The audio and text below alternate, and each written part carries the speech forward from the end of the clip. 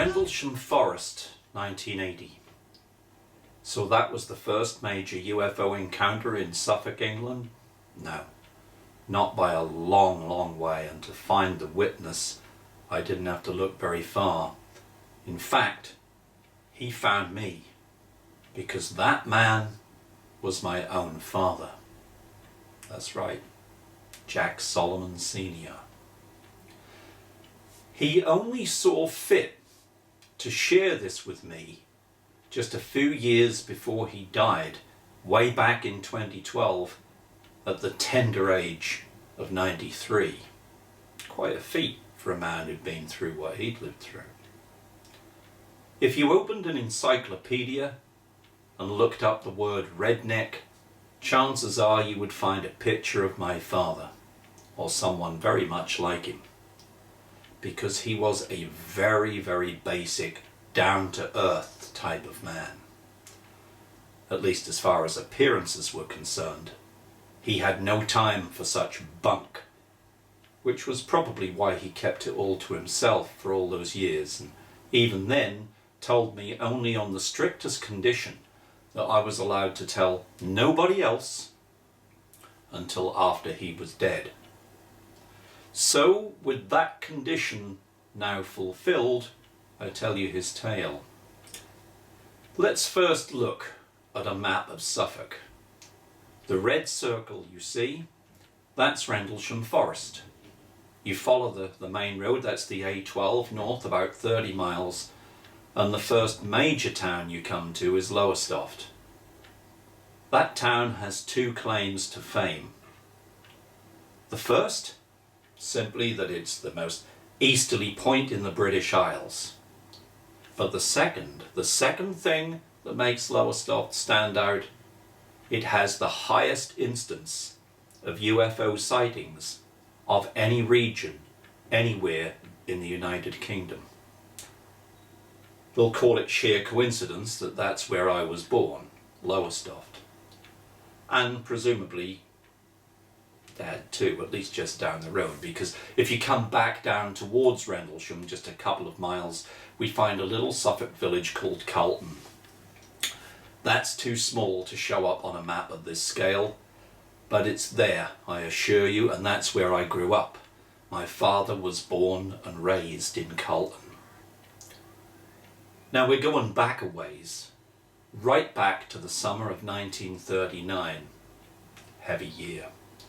Time when all the newspaper headlines and radio news reports were filled with stories about war clouds gathering over Europe.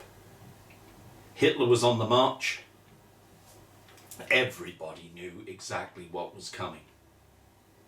Back then, my father, he was an 18-year-old farmhand. He was never the worrying kind, more the type who takes each day as it comes. He gets on with whatever he has to do today, and may the devil take tomorrow. He was a strange man, hardly ever slept, and when he did, always got up at the very crack of dawn, long before any normal person would have been up and about. Being England's most easterly point, in midsummer, it gets light, kind of early in the Lowestoft area. Starts at 0300, sun up by 0330. That's a time of day when there's usually nobody else around except dear old Dad, or young Dad as he was on that warm, sunny June morning. He was on his way to move a field of cattle to fresh grazing pasture, when suddenly the sky darkened. Dad thought at first it must be a sudden change in the weather, and he looked up, expecting to see a couple of storm clouds. Well, that's what he thought. But as the sun disappeared completely and the sky returned to the dark of night, Dad realized it was something more. This darkness was moving, like a shadow passing directly over him, a shadow which now bathed him in an eerie blue glow. Now he was looking up at a blue cross, a burning blue cross. As he stepped back and craned his neck to take it all in, he saw that cross was attached to the underside of a gigantic silver disc. The term UFO did not exist then, so he had not the slightest clue what he was looking at, but in his own words, it was huge, so big that it filled half of the entire sky. If you've ever seen the film American Werewolf in London, you'll know the scenes from the marshlands. Well, where all this happened is just like that. Wide open moorland, hardly any trees or houses or anything else. It's changed a little since, but not much. It's still very much like that. So set against a landscape that, like that, to say it covered half the sky means that we're not talking about a football pitch. We're not even talking about a couple of American aircraft carriers in size, but more like something the size of a small town or village. This is 8 years before the world would even hear the name Roswell. 3 years before Aztec or Battle of LA, and 42 years before Colonel Charles Holt and his boys would face off with their diamond in the sky just down the road at Rendlesham Forest. The vessel passed very slowly over my father at what he described as a walking pace. Well, hard to judge, I guess, when something's that big. But it was in no hurry to leave either, taking a good 10 minutes to pass overhead and slowly return the light of day. As the sun fell once again upon my father's face, he watched the saucer accelerate, not to mind-warping speed, yet moving much faster than it had been before, and then heading west, disappearing somewhere over the River Waveney.